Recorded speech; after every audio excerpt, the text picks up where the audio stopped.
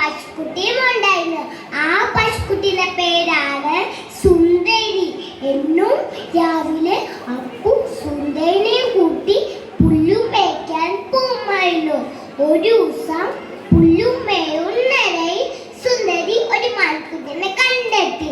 പല പ്രാവശ്യം കണ്ടപ്പോൾ അവൾ ചങ്ങാതിമാരായി.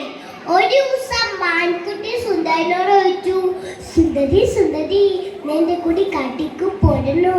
ധാരാളം പഴങ്ങൾ, നല്ല പൂക്കൾ, ഭംഗിയുള്ള പുല്ലുകൾ, നിനക്ക് വേണ്ടതൊക്കെ തരാം.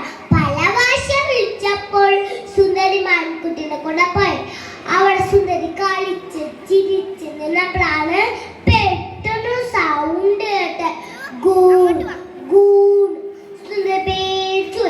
സുന്ദരി മാൻകുട്ടിനെ ചോദിച്ചു, മാൻകുട്ടി മാൻകുട്ടി, എന്താ ശബ്ദം?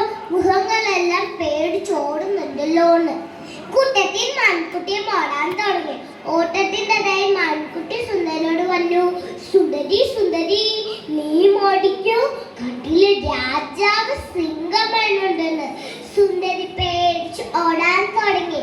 ഓട്ടത്തിൻ്റെതായി സുന്ദരി മാൻകുട്ടിയോട് ചോദിച്ചു, മാൻകുട്ടി മാൻകുട്ടി, നീ കാട്ടിലെ ഭംഗിയെ കുറിച്ച് മാത്രമേ പറഞ്ഞുള്ളൂ, അബഹനെ കുറിച്ച് പറഞ്ഞില്ലല്ലോ. അതെന്താ? ഇപ്പൊ എനിക്ക് മനസ്സിലായി. പരിചയമില്ലാത്ത കൂട്ടാരെ പെട്ടെന്ന് സഹിക്കല. അതുമല്ല സുന്ദരി വിട്ടേക്കൊണ്ട് പാവം അപ്പു സുന്ദരനെയും കാത്ത് വീടുപടിയിൽ ഇരിക്കുന്നുണ്ടായിരുന്നു. സുന്ദരി വന്നപ്പോൾ അപ്പുന് നല്ല സന്തോഷമായി. ഇനി ഒരിക്കൽ സുന്ദരി കാട്ടിൽ പോയില്ല. കൂട്ടുകാരെ, പരിചയമില്ലാത്ത കൂട്ടുകാരെ പെട്ടെന്ന് സഹിക്കല. നന്ദി, നമസ്കാരം.